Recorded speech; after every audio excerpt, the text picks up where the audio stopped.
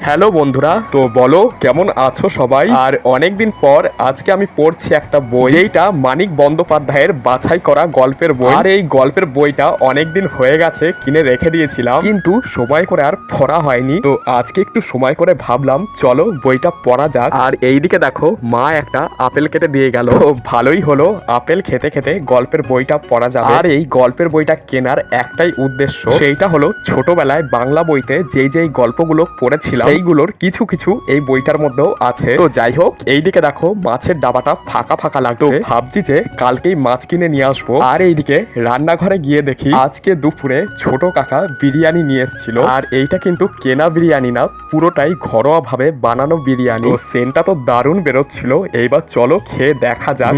খেতেও দারুণ হয়েছে। আর বিরিয়ানিটায় রিচের কোনো ব্যাপার নেই, পুরোটাই হালকা ভাবে বানানো হয়েছে। তো চলো আমি বিরিয়ানি খাই। আর আজকের মতো বাই।